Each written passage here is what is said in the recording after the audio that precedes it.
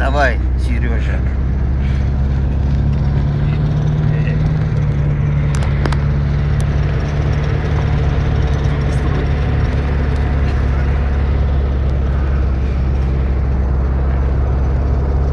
Пътят снимай, а така. Там сега другия превоз. А така?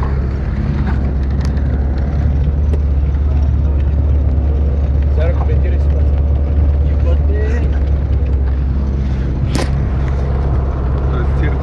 Само газ да греба на този джип.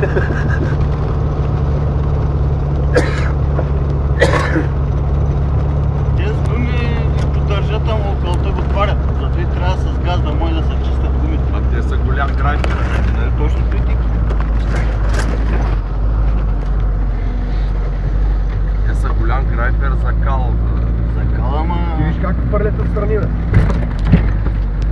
Само с газ, брат. То дрони, кой е този джип да?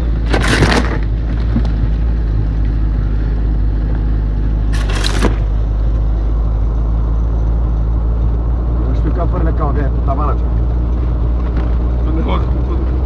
Сега те с голови не спривърват, бе. Инокенти и той се задава. Инокенти, да. Види?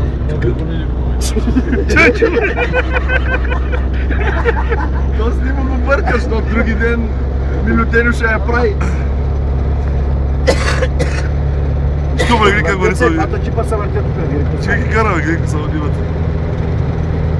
Значи тук ще бъде шоуто, явно. Края тук е здесь. Ай! Има 14 минути още може. Те варят на втора, ама оборотни двигатели и заради той тъй става. Как? Ама ти на тост малко му губиш оборотите заради. То ако с обороти да не са твари двигателя, по-ще вари. А той пута, я го виж, той е Сашо тежък. Али стига, бе. Тежък беля. От моята страна по това, нали?